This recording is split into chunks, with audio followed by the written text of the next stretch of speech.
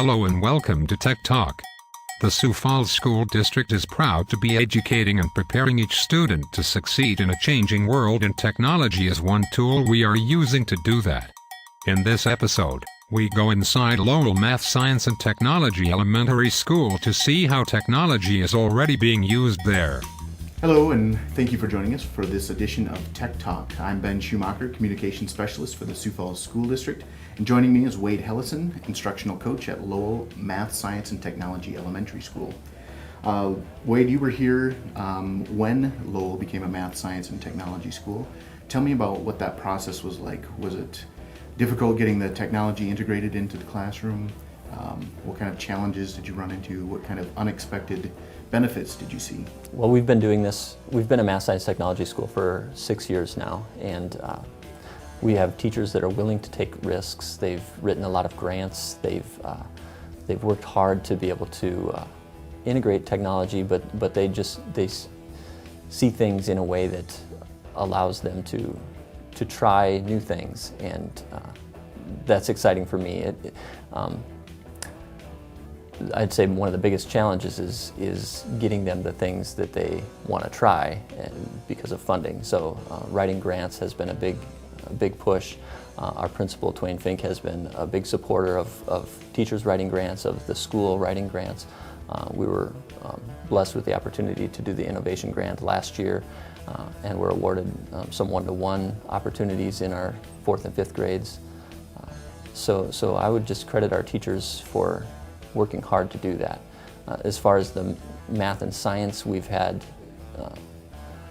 again, some training with inquiry learning, with math, AVMR strategies, and we've had an instructional coach, a math instructional coach, and support that way. So I just give a lot of credit to our leadership and to our teachers for working hard to make changes.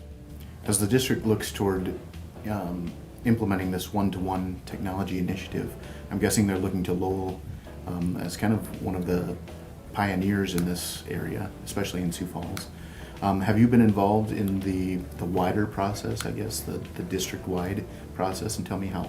Well, we've had teachers from across the district ask to come and see classrooms, and so we've had people in our classrooms, and teachers have been willing to open up their doors for other teachers. I've also gone to other schools to talk about things. I've had administrators ask me to come to the buildings and talk about Chromebooks, and so I've done that. I've talked to some community groups about the initiative as well.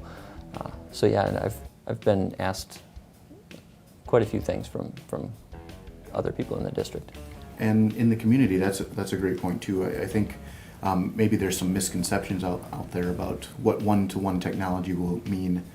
Some of the things that you and I have both heard is that maybe there's this misconception that students will be missing out on something by having technology in the classroom at their disposal all the time. Maybe they won't learn to enjoy books as much, or they won't be using a pencil and paper as much. Can you talk to your experience at Lowell, if any of that is true, if there's anything that students are missing out on? Well, one of the things I think the teachers and I have learned through this innovation process has been that it's not really about the technology itself. It's more about the learning that goes into it. It's more about changing the philosophy of the way that you teach. Because we've got multiple devices here. We were piloting Android tablets and Chromebooks and iPads in multiple classrooms, and those teachers have worked together and they've realized that they like the device that they have. The kids like the device that they have. It's just a matter of being connected that makes it powerful. So it hasn't been really about the device. That's just a tool for learning. So the transformation comes with the way that they incorporate their teaching and what they're doing.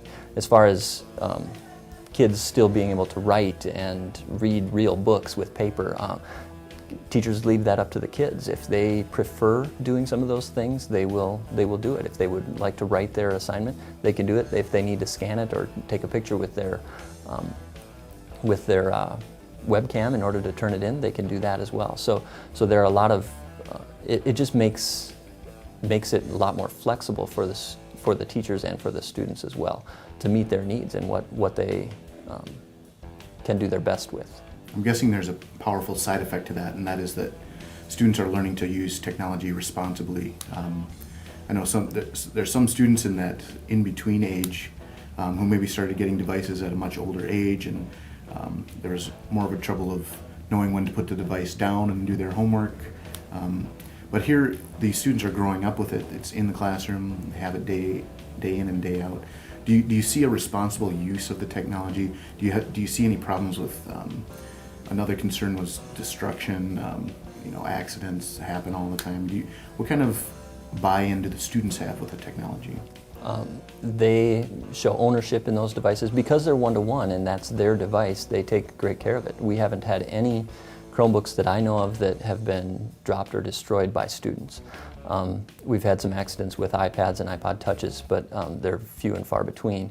And so they take good care of the equipment and are very responsible. I think that's one of the main reasons that we need to teach some of that, because kids have access to these devices outside of school as well as in school. But the fact that now we have the devices, the teachers can use some of the instruction time to teach responsibility, to teach safety of being online and limiting your time and making sure that you're having face-to-face conversations and getting out and playing and having fun and exercising. It's part of our world, and so if we're not teaching those skills in school, then they have to learn those on their own. And so I think it's an opportunity for us, and it's going to be a big challenge to teach those types of responsibilities to our kids. But I think it's vital. Thank you, Wade, for joining us on this edition of Tech Talk, and thank you for joining us as well. Stay tuned for more episodes coming up talking about our one-to-one technology initiative.